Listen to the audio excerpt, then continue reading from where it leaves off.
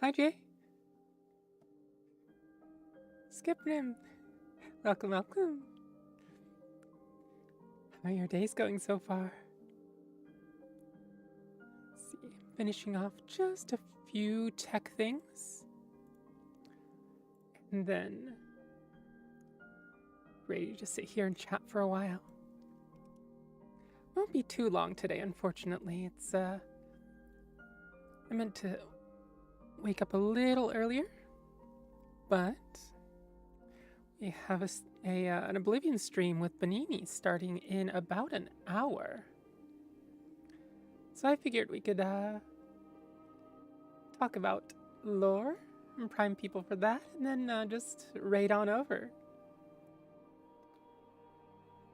Barbecuing burgers? Oh, I just ate, but I'm hungry again. What sort of burgers? Are you getting caramelized onions or, well, I suppose there's grilled onions and then there's caramelized onions, which are so good, but they take multiple hours.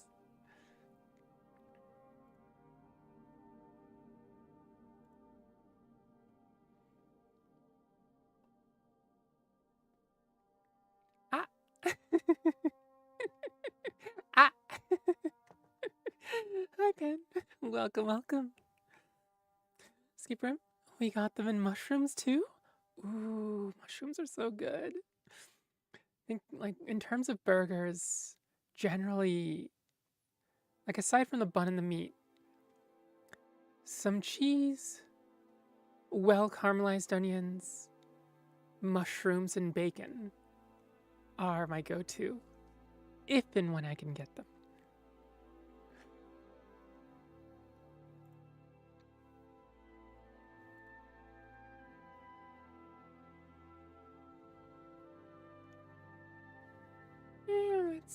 Let's see.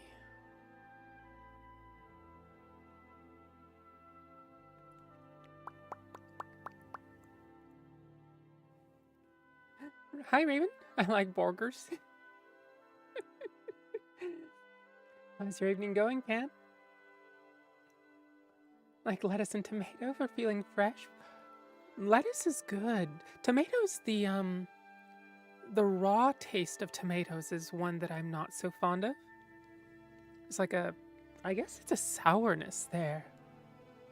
Cramptonator, hello, hello. Add pickles and lettuce and you get a good burger right there. Unfortunately, I'm not much for pickles either, or just pickled goods in general. Nothing against pickles in particular. As much as the, I think the, trans femme stereotype is the whole, like, giant jar of pickles, go as far as drinking pickle juice, that sort of thing. But unfortunately, I've had an aversion to pickled goods most of my life, I think.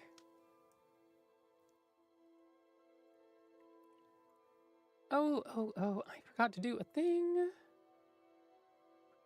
Where is thing? There it is. Let's see. Just throw that in there.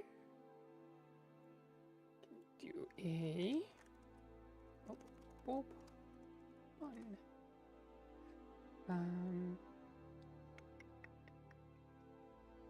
Right.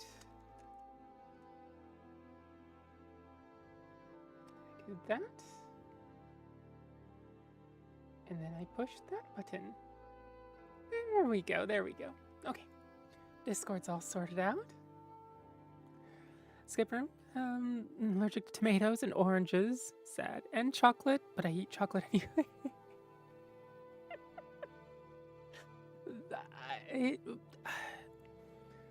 Look, it seems like you've survived this far while continuing to eat chocolate, so I won't tell you not to.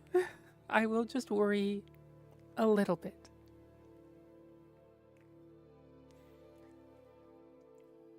Hi, Luna. Welcome, welcome. It's good to see you. How's your day going so far? Aurora, please don't step have on the computer case? I have some. So there's the sound treatment tiles that you can get, right? The black floofy stuff that has, depending on the type, sometimes they can have ridges, or sometimes they can be like little pyramidal shapes.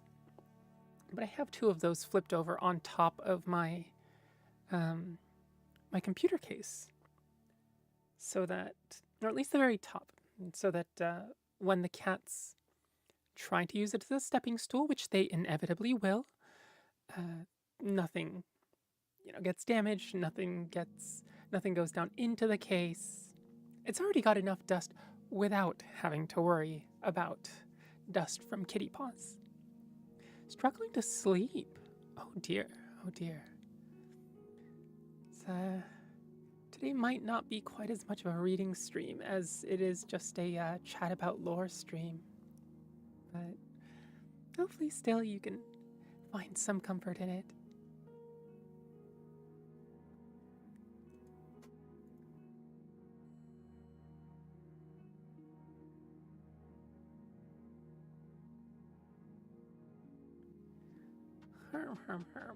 Let's see. What books have we read? I'm a yapper, sorry? Nope. Nothing to be sorry about. Absolutely nothing. We appreciate the yappers here. And isn't that literally what I do? Is yap?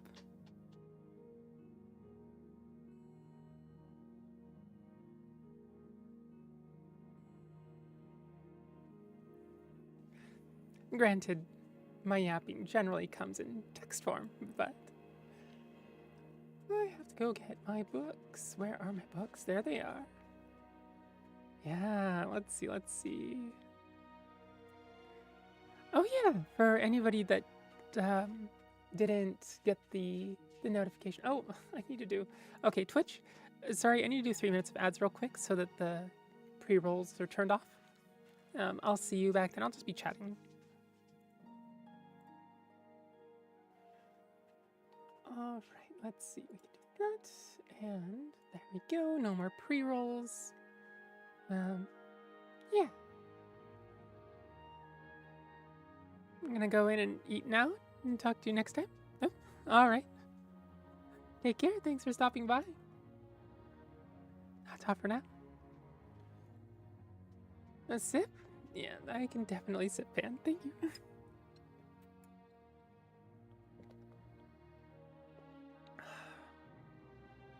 All right. Let's see. What do I usually have on the screen? That's what I usually have. Oh, what do we want to talk about? As for Raven, by the way, the website for my books is almost ready. Ooh, that's exciting. Are you going to post little works in progress bits? The book itself isn't complete, right?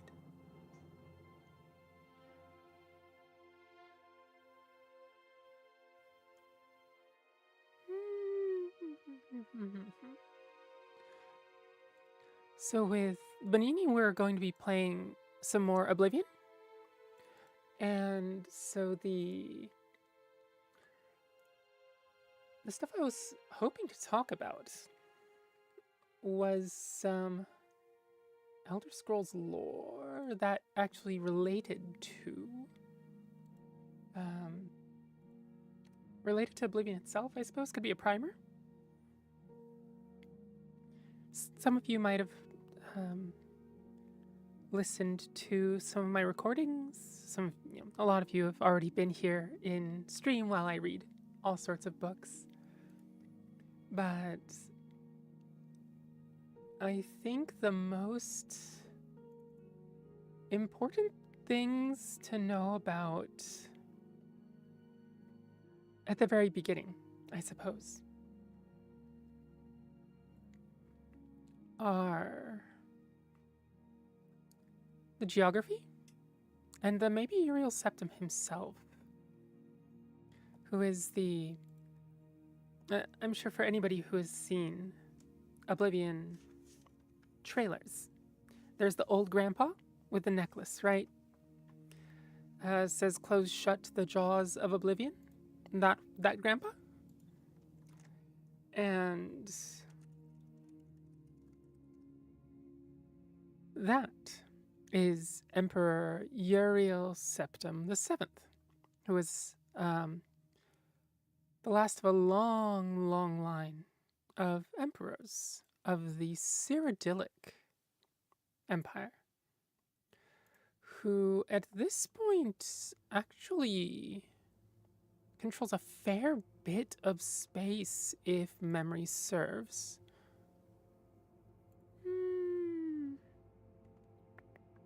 I wonder if I can get a good map of Tamriel. I can get regional maps, but full maps are a little harder to come by. Maybe we'll use this one.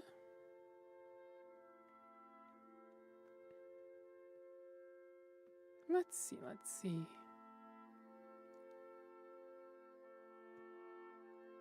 There we go. So the Empire of Cyrodiil in Oblivion is in the Third Era. And from the creation of this world, there's the Mythic Era, or the Merithic Era, at the very beginning. And then there is the First Era, Second Era, Third Era, and then Skyrim actually takes it to the Fourth Era. The games Morrowind and Oblivion take place in the Third Era.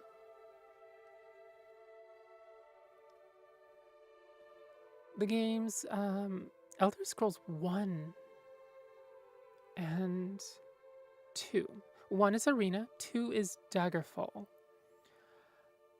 I'm fairly sure those also take place in the Third Era. Part of it is that the events of Elder Scrolls 1 Arena, and the reason it's called Arena is because really all of Tamriel felt like an arena where everybody was in a slugging match, right? And there's an event that happens with actually Uriel Septim VII, I believe, before the start of Arena, where his trusted advisor, the battle mage Yagar Tharn, locks Uriel Septim away in Oblivion, the realm of Oblivion, and becomes an imposter emperor for 5 years. And the events of Arena is the tale of an agent of a close ally of the Emperor who realizes and sees through Yagar Tharn's illusions and gets one of her agents to get a relic together, the very relic that was used to imprison him. It might have been the Staff of Chaos. I don't quite remember the name, but you get that together, and then the end of that tale is the freeing of Emperor Uriel Septim VII.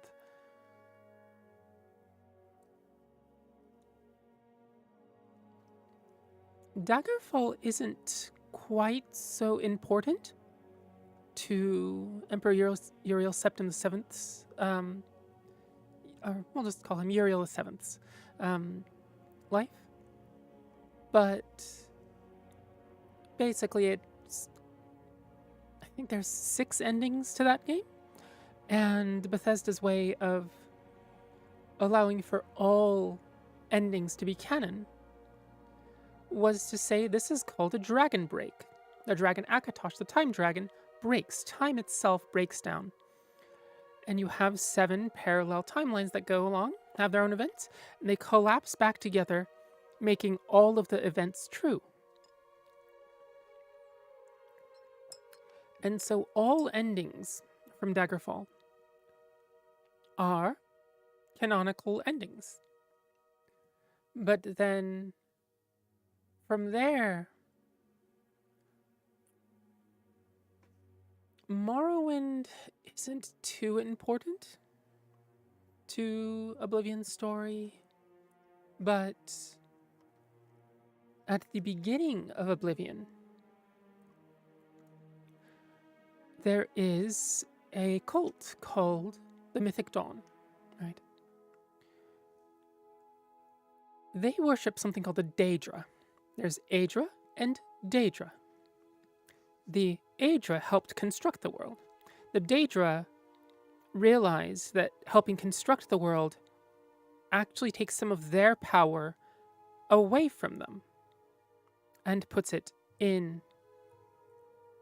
the world, right? As part of the world. Crumptonator, didn't the Dragon Break end an era? Most likely the end of the second era. No. Did it? Am I getting my timelines mixed up? The third era isn't that short, but Oblivion takes place in the last year of the third era.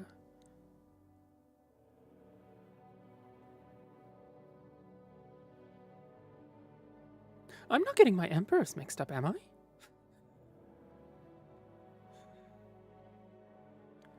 Because the Oblivion Crisis is third era 433.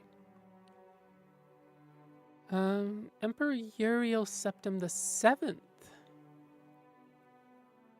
His younger days are in the mid 300s in third era.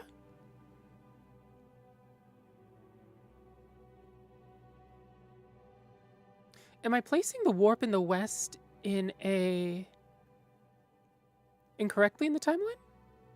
Is that what it is? Pan, I could use a dragon break? That would be really nice. What does 6 times the productivity?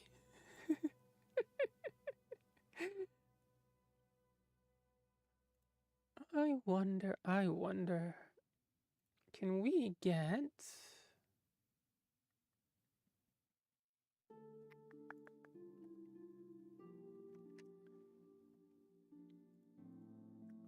So I have a map here.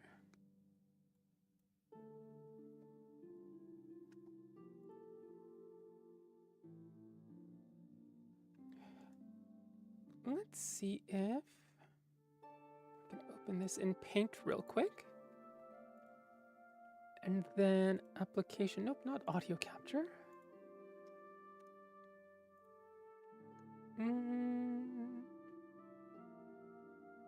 That's display capture. Browser capture, color source, display capture, game capture, image, slideshow. It's a window capture. There we go, there we go. That's a little large.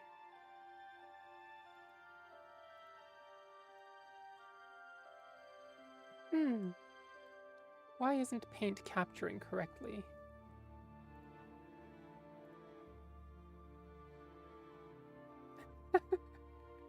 What is going on here? Oh dear, oh dear. Well,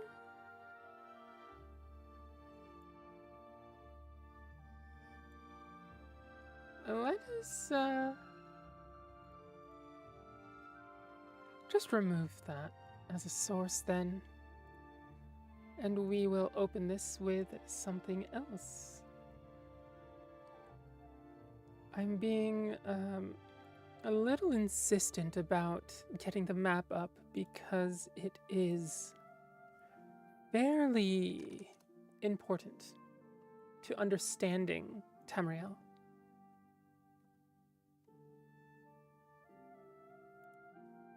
There we go.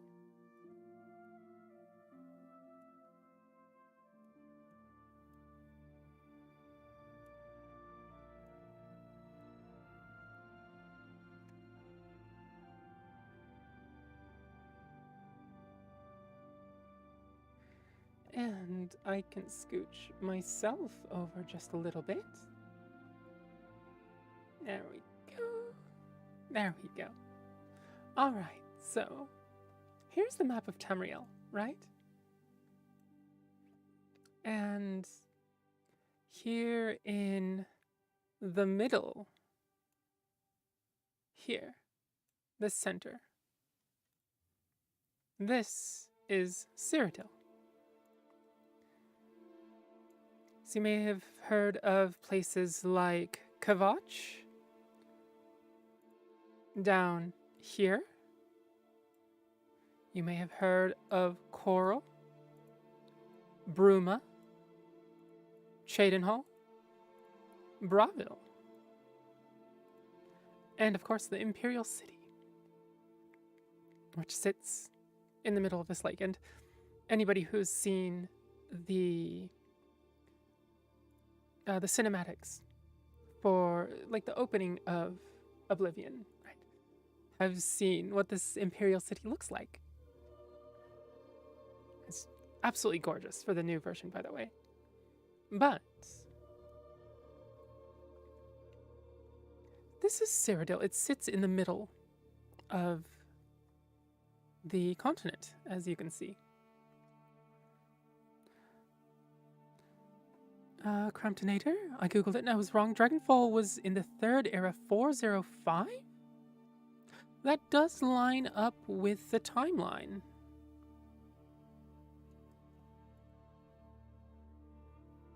Yeah.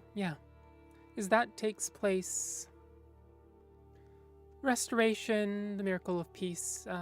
It's like the 3rd chapter of Short Life of Uriel Septim VII. So during the Restoration, Uriel Septim turned from aggressive campaign and military intimidation and diplomatic accommodation of his earlier years, and relied instead on clandestine manipulation of affairs behind the scenes, primarily through the agencies of the various branches of the Blades. Right. And the 2 signal achievements of this period point to the efficacy of Uriel's settled policies. The Miracle of Peace, which in parentheses it says also popularly known as the Warp in the West. The Warp in the West is the name that most people will know it by. And that is the ending to Daggerfall. That is the collapse of the Dragon Break, the end of the Dragon Break.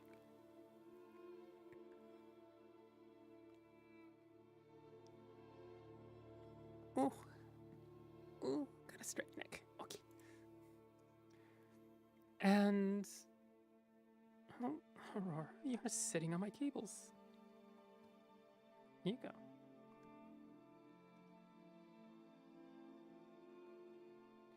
Daggerfall. Where was... Ah, there it is. So if we look here, there's Daggerfall. Oops, to the left. Oh, I need to give this a little more space. Nope, I don't need top space. Do I need bottom space? No. Okay. So this is the very left here is Daggerfall, right? So it's at the very, very tip of High Rock over here. Which, for those of you who have played Skyrim, I'm sure you recognize this, right? Skyrim. Riften, Whiterun, Windhelm, Winterhold, Dawnstar, Markarth, Solitude. Falkreath. Falkreath is, I forget it exists most of the time, honestly. Let me make that just a smidge smaller, shall we?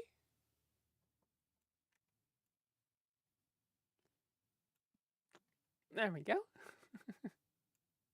Maybe just a smidge smaller still. And this is Cyrodiil down here, right? This is Skyrim to the north. And High Rock, and all the way over here is Daggerfall to the left. And this is the Iliac Bay.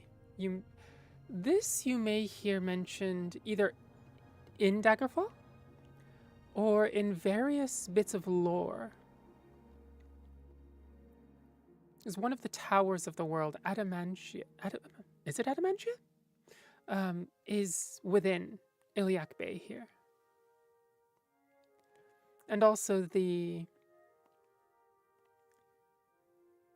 trailer for the Elder Scrolls 6, a lot of people actually geolocated it to this area here, looking from sort of up here between Skaven and Wayrest, down the coast, where this wavers more, wavers even more, that 3-dip shape.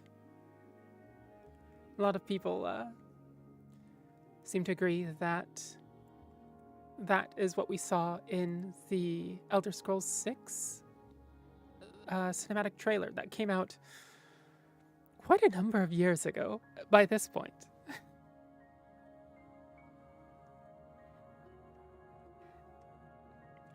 Anyway, so the Emperor, Imperial City, right? The white gold tower is here. It's the big central tower that you see in the various cinematics. But the history of that tower isn't of Imperial make. It's actually the Aelids, who are the Heartland elves, who initially lived in Cyrodiil, but kept human slaves. And Saint Alessia, at some point, asked for the aid of Akatosh, the Time Dragon. And he grants to her part of his own blood. She becomes, I believe, the first Dragonborn. And eventually it becomes an uprising, and the Heartland elves get pushed out of Cyrodiil. And the white gold tower here becomes Imperial controlled. And the various towers don't really become important until really past Oblivion. Becomes very important in Skyrim and Elder Scrolls 6 lore, in that the third Aldmeri Dominion, who was first controlled Somerset Isle and the Altmer, the High Elves, but then eventually took over Valenwood here, the southern part of Elsewhere, if memory serves, and then fought the Great War with Cyrodiil and with Hammerfell. And the White Gold Concordat that ended that is actually very, very consequential to the events of Skyrim.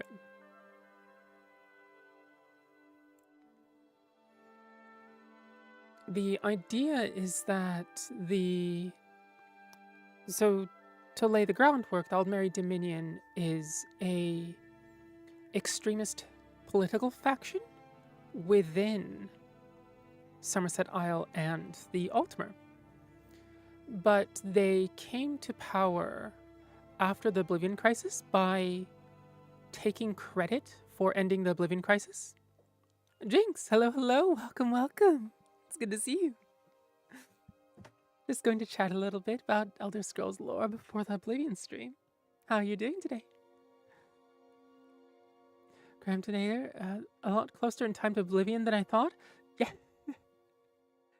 Tests 1, 2, 3, 4 are fairly compact in terms of time span.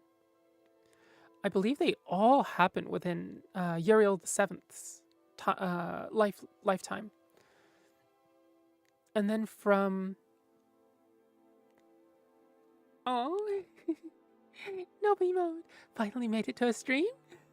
Wait, is it your first time here? I thought I'd seen you before in a different stream. No, it is first time chat. What? Do I just see you around in Nova's stream so often that it just feels like I see you a lot?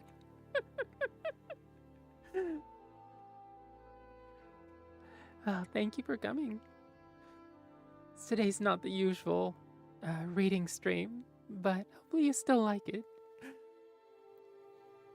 As going over various concepts of Tamrielic history and lore with our nifty little map here. This is very important, right? Because people hear Vardenfell, Morrowind, Cyrodiil, Skyrim, Daggerfall, like most people don't know where these places are, right? People know the Skyrim map, but this is sort of what they know, right? Like maybe not even like Ellen here and Dragonstar over here. Like most people really know the bounds of just this, right? People who have played Morrowind might know this, right? Just the bounds of Morrowind here. And might know that Vardenfell is its own little island cut off by this inland sea. And of course, people who have played Oblivion know the central Cyrodiilic landscape. Of course, I suppose somebody who has played Daggerfall just knows the whole map. Jinx, probably, yeah. Buhneanie, hello. For anybody who doesn't know, this is Buhneanie. Shout out. Buhneanie, there we go. I will be joining her in about 20 minutes here for her playthrough of Oblivion. I will be her little lore Succubard, just sitting there talking about lore and smut. Basically, I'm going to be on her stream, just reading whatever is in this book floating in front of me. It's smut. And also talking about lore and various other topics. So go give her a follow. We'll raid into her, but just in case, she's a really fun streamer to watch.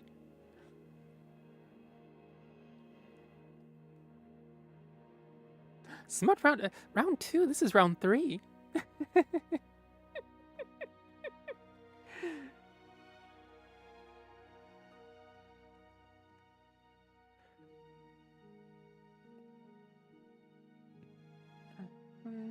Jinx, I'm more familiar with Cyrodiil and Vardenfell. Yeah. I think most people, if they're familiar with it, they're familiar with Cyrodiil, Morrowind, and Vardenfell. Vardenfell is part of Morrowind, but really it feels like its own area, right? It's half the size of Skyrim, basically. Round 10 at this point? No, it's not round 10 yet, is it? And then Skyrim. But High Rock, I think, is... High Rock and Daggerfall is here, right? Really feels more left to history. It's been so long. And elsewhere, Valenwood, Blackmarsh, and Hammerfell, and then the Somerset Isles, aren't...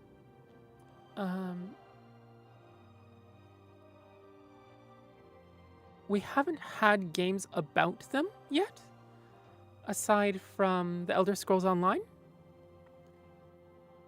And so I think they're a little wispier in people's consciousnesses. Valenwood down here is where the Wood Elves live. Elsewhere, when Khajiit say, oh, or when people say Khajiit live in elsewhere, it's not elsewhere as in like somewhere else, it's elsewhere. There's this bit of land here. There's Senchal, Corinth, I think are the main places I think that most people know about. I believe the northern half of this is the very deserty area of Elsewhere. Buhneanie, there's always smut. Well, if you count all the readings of Lusty Argonian, that's true. I suppose like Lusty Argonian 1, 2, Sultry Argonian Bard 1, 2, and the Argonian Maiden Oral Tradition? Does that count as 5 if I just read all of those? Blackmarsh here is the home of the Argonians, the lizard people. And part of the lore of Oblivion, which you don't get to see actually playing the game, is that the Argonians, instead of being invaded by the Daedra using their Oblivion gates, they counter-invaded. And so, yeah, it's, Blackmarsh didn't actually suffer much during the Oblivion crisis. Buhneanie, more accurate than me. You're right. I wish in the game you could explore more of Morrowind. Yeah, that would be nice. It's unfortunately both the technological and budget constraints. Complaints. Grumble. In Daggerfall, you can explore everywhere, but it's not quite as handmade as Morrowind, Oblivion, and Skyrim. So there's, Cramptonator, I love the name Elsewhere. Yeah, it always sounds like the Khajiit are trying to pull one over on you. Talking about Elsewhere, the warm sands, it's like, is that actually the name of the place you come from? Yeah? Okay. I guess it says on the map, so, it exists? And Hammerfell is where the Red Guards originally hail from. And they are after the rise of the Third Aldmeri Dominion, right? They actually invaded basically half Hammerfell, this whole southern region here. And Cyrodiil the White Gold Concordat is the peace agreement that the Empire and the Aldmeri Dominion signed at the end of the Great War. It's after Oblivion. And at that point, Hammerfell was part of the Cyrodiilic Empire, right? But because Hammerfell would not give up, Cyrodiil actually had to let go of Hammerfell as a territory. And so Hammerfell became independent. They fought another 5 years against the Aldmeri Dominion. The Great War was already 5 years, so this is already 10 years into war against the Aldmeri Dominion. Hammerfell actually kicked the Aldmeri Dominion out. So there's the Cyrodiilic Empire gets a lot of flack for basically, if Hammerfell alone could push the Aldmeri Dominion back, then what the heck is Cyrodiil doing? Because if Cyrodiil hadn't given up during the war, then it would be Hammerfell, Cyrodiil, part of Elsewhere? Morrowind, Skyrim. I don't remember if High Rock is part of the Empire at this point. But it would be all of those. against the Aldmeri Dominion, who crumbled in the face of one territory, right? So there is that.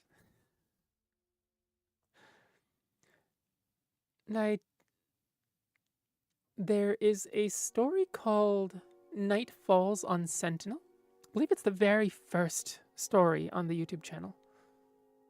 But this is Sentinel up here. This is where the story takes place.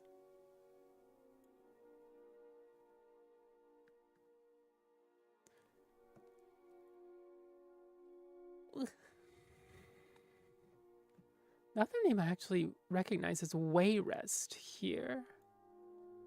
I don't remember why I recognize that name, aside from just hearing it in general.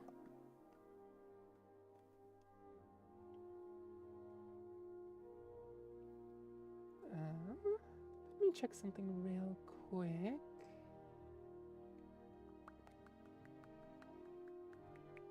Okay, good. So, by the time of Oblivion, the Empire is still quite a large entity.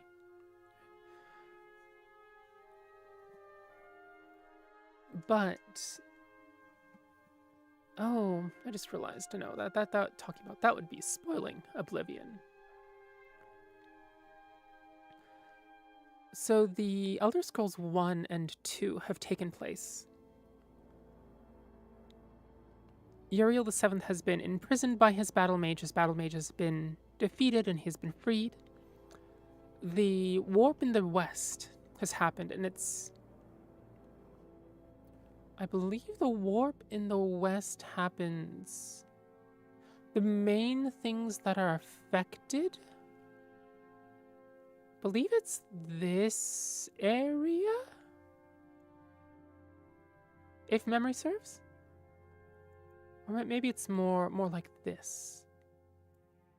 So I know Sentinel's involved. I'm fairly sure Wayrest is involved. But I don't think it's this triple junction here of the 3 territories. I believe it's somewhere down here. Where before the warp in the west, there's a lot of disparate, what the book would call petty kingdoms. And after the warp, power and territory is fairly consolidated between 3 major factions. Might be Sentinel, Wayrest, and Orsinium? But I don't remember where Orsinium is within this territory. Oh, hey, there's Strasmakai. And Hagatha. Hagatha. Why do I recognize Hagatha? Anyway.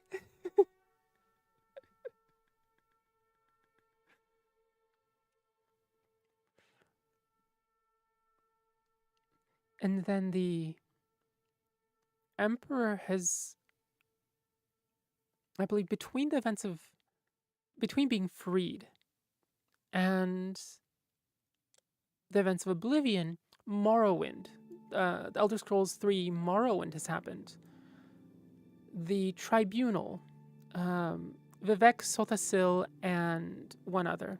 They were effectively immortal deities that drew power from the heart of Lorkhan. And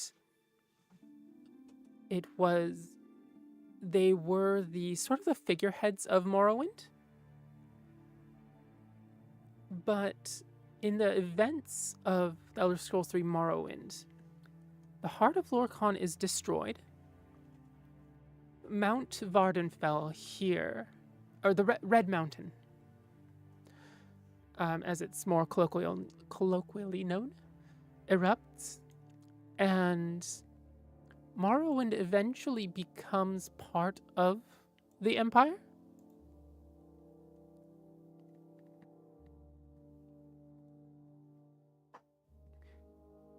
But then, during the events of Oblivion, the Imperial forces that are actually stationed here pull back a lot to try to protect Cyrodiil itself, makes Morrowind feel very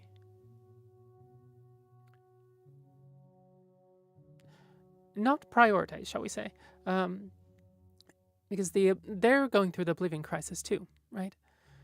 And the Imperial forces that are ostensibly there to protect them are suddenly pulling out to protect the Heartland here. And so that starts a cascade of events that I believe, so that this is during Oblivion into after Oblivion. I'm fairly sure does Morrowind break away from the Empire, or do the relations get rather rocky? Not this sort of rocky.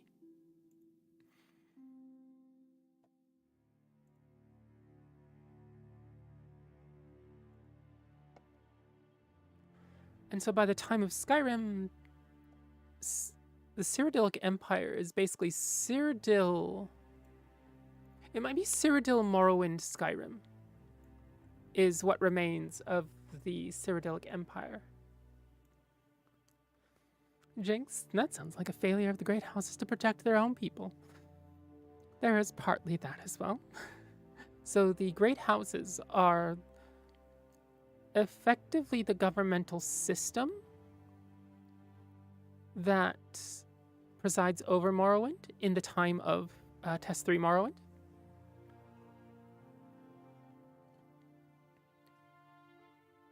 And the tribunal, the three deity figures, are more religious figures than anything. But through the destruction of the Heart of Lorkhan and their downfall, the religion in Morrowind actually gets shifted from the tribunal to the 9 divines. Cramptonator, I believe High Rock is still part of the Empire in Skyrim? Then, is it Cyrodiil, Skyrim, High Rock that comprises the Cyrodiilic Empire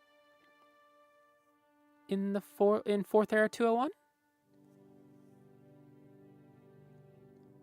So I seem to remember them, the Cyrodiilic Empire being 3 territories. Maybe 4. Cramptonator, one of the big deals with Skyrim's independence would be cutting off High Rock. Ah, that, yes. Because, so by the time of Skyrim, Hammerfell is now independent. The Aldmeri Dominion here, actually, so this is Somerset Isle, their home base.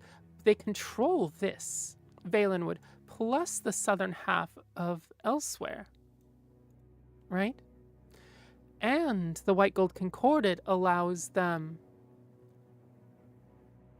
not quite free roam in Cyrodiil and Skyrim, but very close to it to enforce the whole ban on Talos worship. So yeah, that would make sense because the Aldmeri Dominion is fairly strong naval, as a naval power. And so you would either have to get... Oh, Sleepy Katten? Hello, hello. Welcome, welcome. Thanks for the follow. Oh, wait a minute. There it is. Maybe I'll throw this.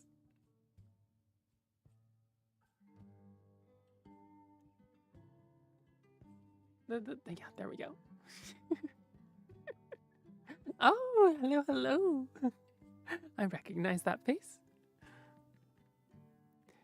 How's your evening going? Just sitting here talking about the, effectively the geopolitical history of Tamriel as a primer for a stream that is due in about 5 minutes, probably. We were just about to join Buhneanie for her playthrough of the Oblivion remaster.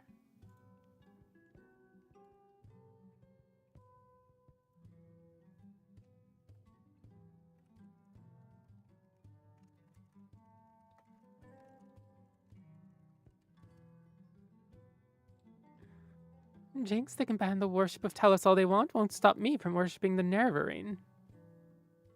You know, that's fair. That's fair. Sleepy Catherine, thought we'd pop by quickly before we head to sleep shortly. Oh, thank you. Sad to say this isn't a the usual read to sleep stream, but hopefully you still enjoy it here. Maybe maybe we'll see you again for actual sleepy streams. This is like the one stream in it's been what 8-10 streams already that have been, you know, bedtime stories. And then you managed to catch me on the one day I'm not.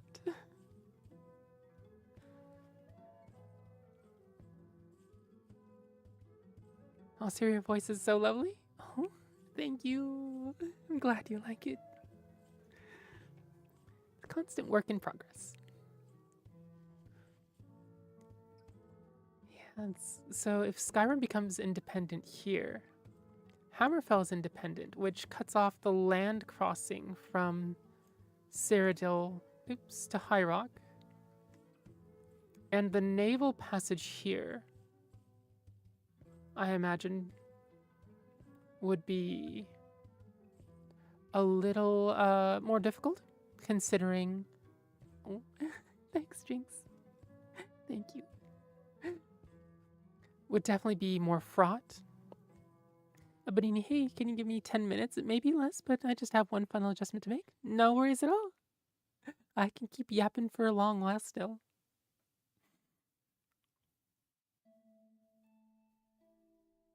Raven, not just the voice, but she's as a whole lovely. Oh. I'm glad you think so.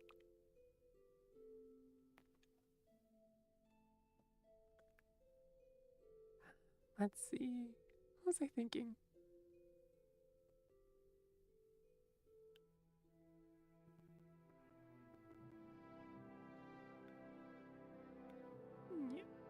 Yeah. Oh. So quick aside about Skyrim. When the very first scene in Skyrim, right, is about here. This is about where the border you cross is. Wait a minute, is it? No, it's about here, I believe. It's fairly close to Falkreath, but basically the main character, Sleepy Catherine, from her presence on Fetty alone, would entirely agree. I say some shit on Fetty.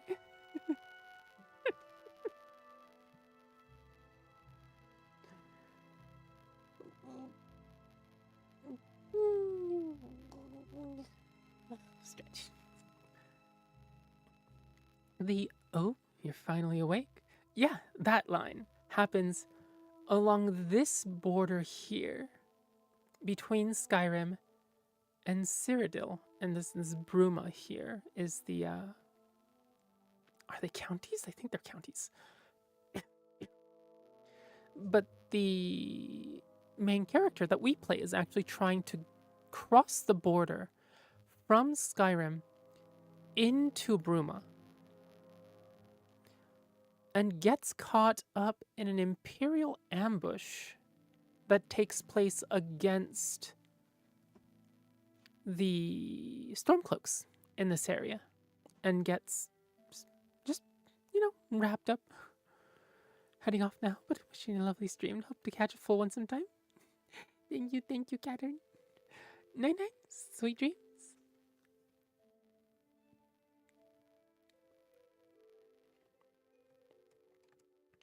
Still is one of the greater mysteries why we want to cross the border. So there are some clues. Part of it is that, for some reason, the Dragonborn has a Dark Brotherhood contract on their head.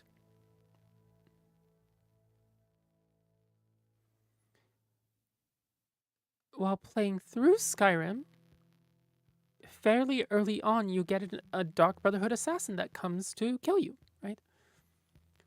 Doesn't do a very good job of sneaking, just kind of walks up to you and starts stabbing.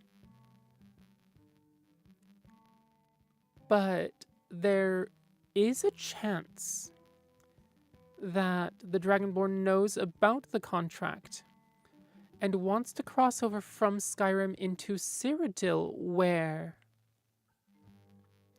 the Dark Brotherhood presence has mostly been destroyed. Oops, sorry. The Night Mother, who is the supernatural satellite dish, shall we say, for contracts, is, I believe, in Cheydinhal. Not her tomb, the Dark Brotherhood sanctuary, where she's kept, I believe is in Cheydinhal here. And because the Dark Brotherhood is rooted out in Cyrodiil and destroyed... What's his name? The Clown Man, right? Magic Wax Machine Night Mother.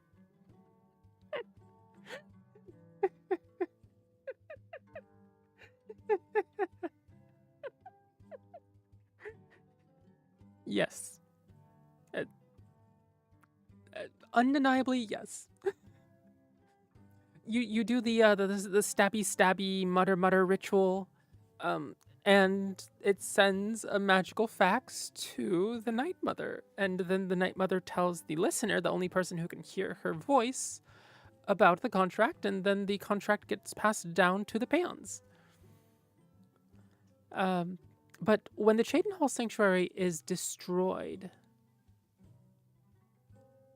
Clown Man, I still can't remember his name, drags the coffin all the way from Cheydinhal to Skyrim and Falkreath, the Falkreath Sanctuary, here. And so there's Cicero, yes, Cicero, there we go. He is the keeper, who is tasked with keeping her body somewhat not totally rotten and destroyed. And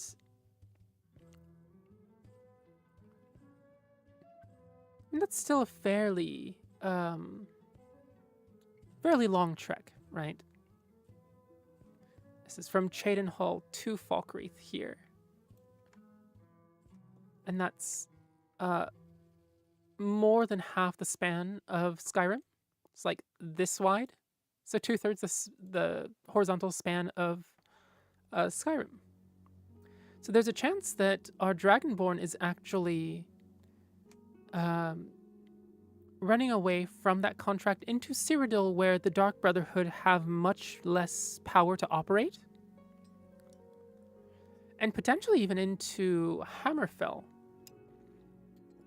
which was, I believe, the first place where the Dark Brotherhood was suppressed. Night Mother shaped jerky? Yes, Jinx. That is...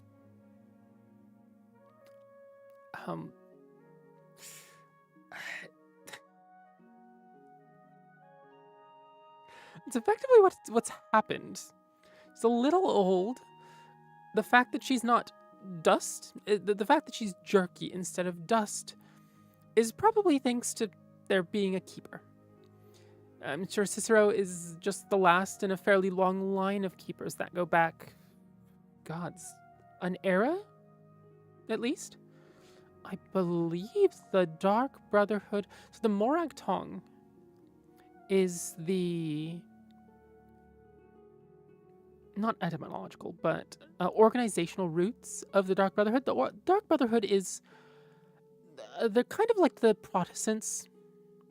At some point, they had a really, really big fundamental problem with the way the Morag Tong operated and worshipped and that sort of thing. And they split off. and became much more a will stab for money sort of institution. The Morag Tong, if memory serves, mostly operated with Morrowind as its base, whereas the Dark Brotherhood was fairly well spread out. But it was quashed fairly successfully, and by the time of Skyrim, Dark Brotherhood is reduced pretty much to just the Falkreath Sanctuary.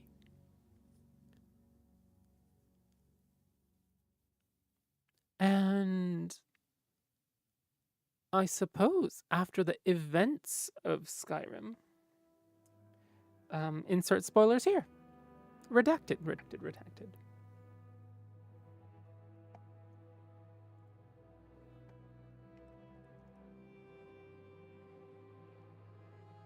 Let's see.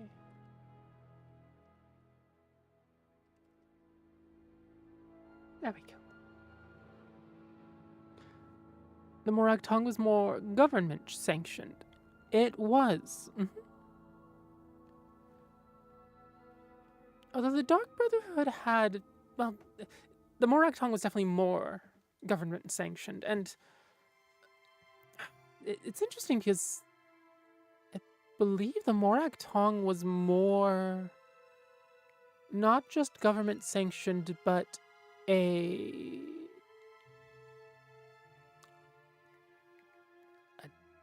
more of a religious institution in a lot of ways.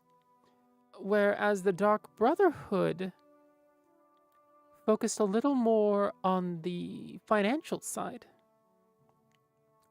Although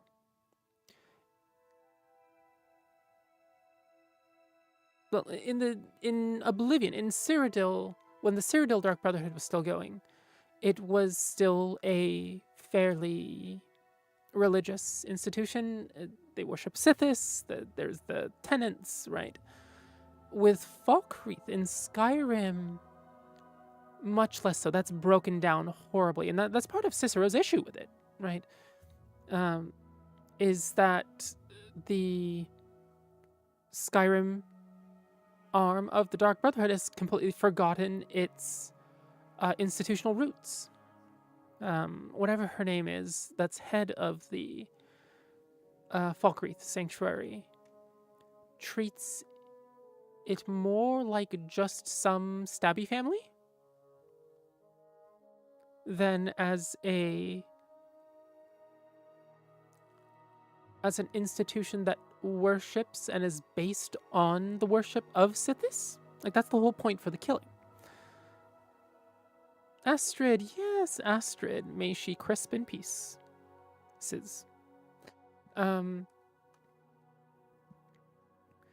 That's Cicero's problem with her. That becomes your problem with her. That becomes her problem with you and Cicero.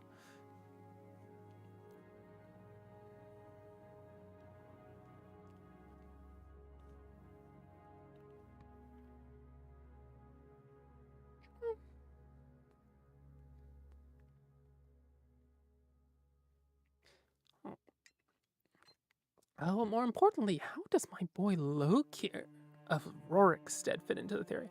So Rorikstead. Oh, Rorikstead. Gods. So it's either Camelworks or Drewmora who has a long form video talking about Rorikstead.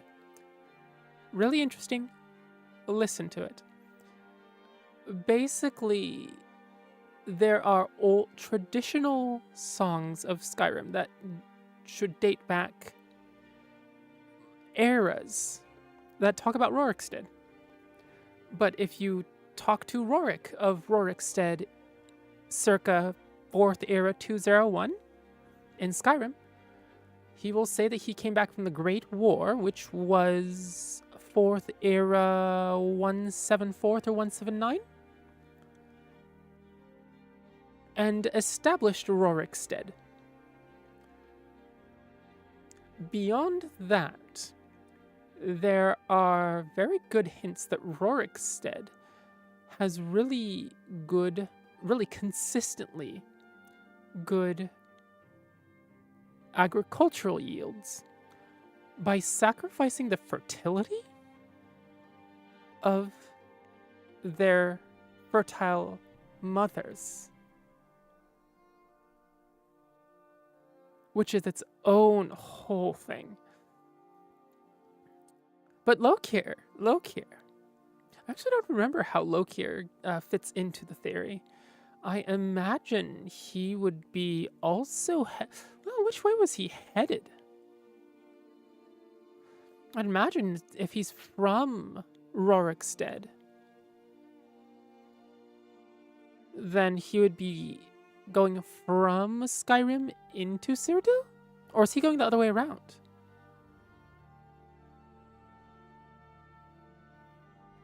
Because I don't actually remember if there's any mention of which way Lokir was trying to cross the border. All we know is that he was a horse thief, right? Jinx, having a stabby family isn't a bad idea. Maybe don't use the name of a very old vengeful organization if you aren't going to follow their rules. Yeah, that is sort of the thing. Unfortunately, so it's a branding problem, right? If you are some new and upcoming upstart in the stabby industry, stabby will stab for money industry, then you have the problem of getting your name out there and having it be a trusted source of stabby for money. Whereas if you just say you are the Dark Brotherhood, everybody knows what that's about. Everybody recognizes the name. Most people and organizations are afraid to attack it. So it gives you brand recognition and visibility, and some semblance of safety under the same name. Now, of course, if the keeper brings the literal magic fax machine Night Mother to your sanctuary as the last available sanctuary for her to be at, he may have some objections to you not following the rules of the name that you've taken on. So, you know, it's... yeah, pros and cons. Pan, gotta be licensed for... gotta be license... license? You got a license for that. Gotta be licensed for stabbing. I feel like he was leaving Skyrim, but it wasn't ever said which direction were the Stormcloak's going. Just thinking out loud. Good question. I don't think...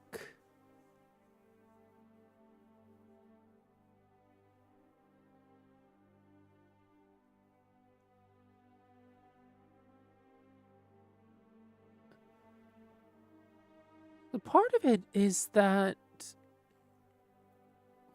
Falkreath is... Falkreath is an Imperial-controlled city, right? Go up here to Skyrim?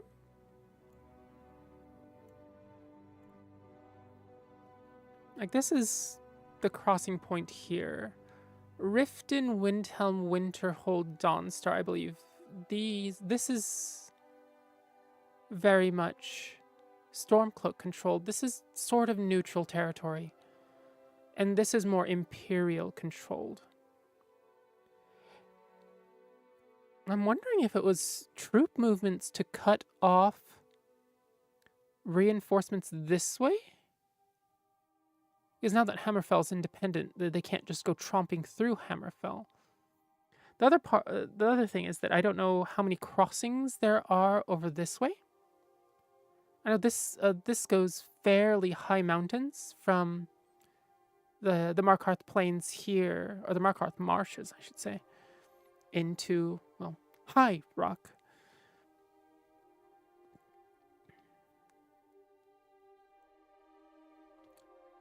It would make sense if they were moving from here this way to cut off this border crossing. Although the border crossing is controlled. No, they were even...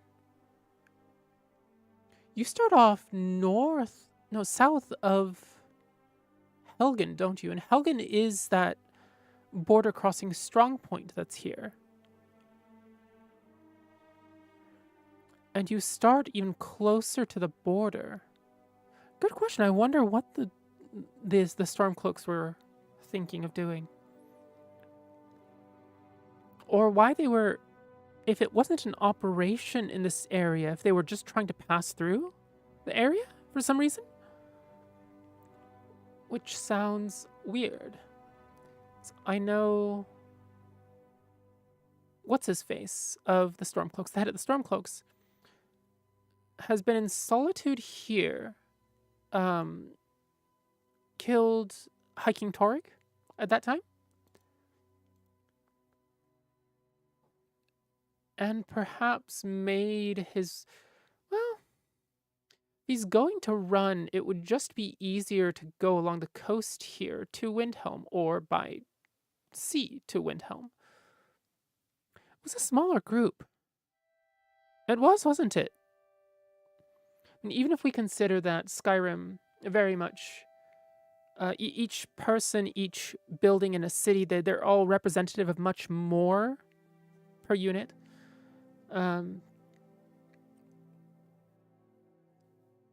Still, less than 100 troops that were with... I don't remember the head of the Stormcloaks. But yeah, who were escorting him. That's very odd.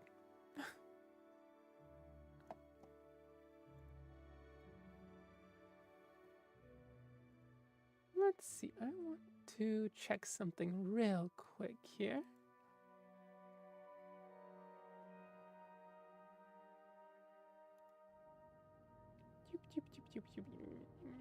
Okay, good. I just want to make sure that I knew when Buhneanie was going live. Looks like she's having some delays real quick. Oh, let me run 3 minutes of ads real quick. Ulfric, that is the name. Ulfric Stormcloak. Twitch, see you in 3 minutes.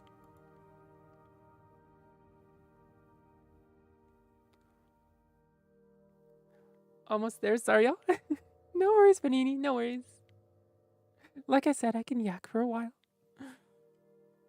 I still haven't broken into my tea either.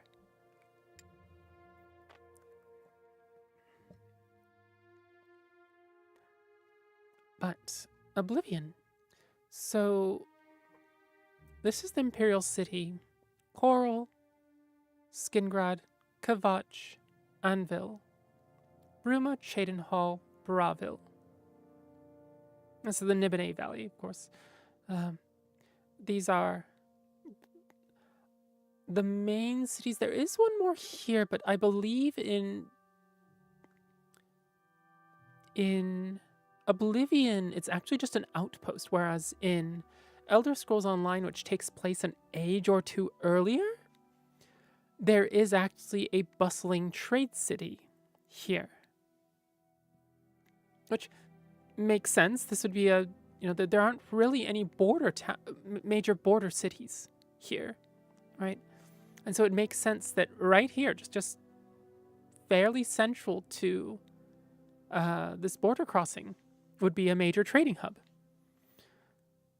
But unfortunately, in Oblivion, it is simply a fairly broken down old fort. Stormcloak?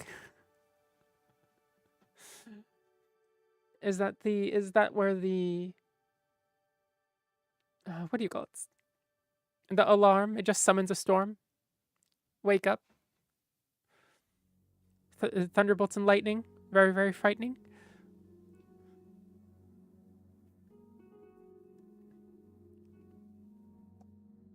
I actually didn't realize that Kavat was quite so far over this way. Because in Oblivion, we talked, Kavat is a major story beat, shall we say.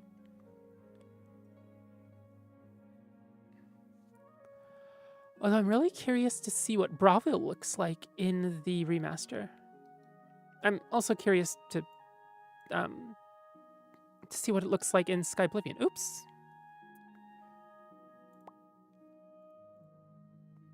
There we go. Sorry. I was hoping no one would notice my misspelling. It happens sometimes.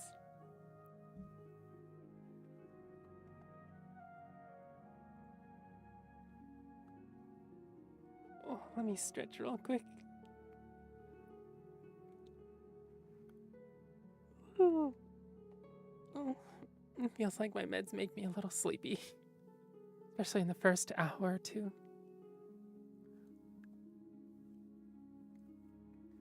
But with that all out of the way, oops, no, there we go. Sorry about that.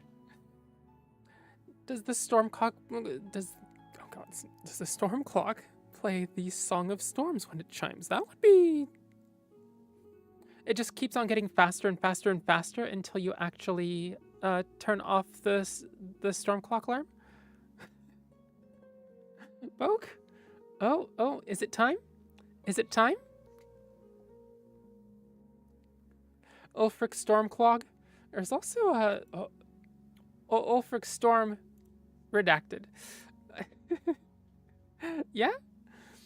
Okay, so but oh, wait a minute. Buhneanie, where's your stream? Where's your stream?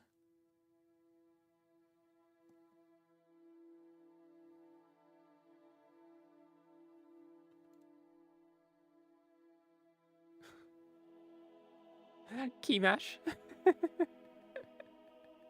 I see, Pan.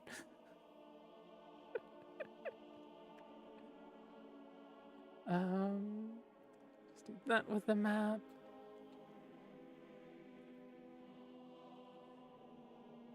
There it is.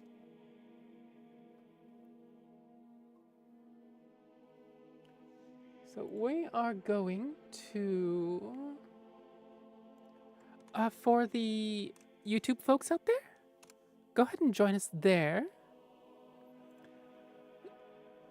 Buhneanie is going to be playing Oblivion Remastered, and I'm going to be sitting there being her little Lore Succubard. And with Twitch, we can just raid over.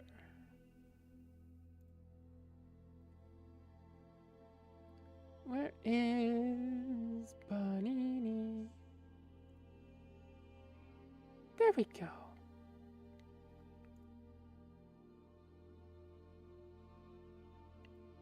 All right. Hopefully see you all there. Jinx, I'll be lurking into the raid. Gotta pop out for a shower. Okay. Ta-ta for now. Talk to you later. All right. Thanks for joining me on this little almost impromptu lore stream. And see you on the other side of the raid.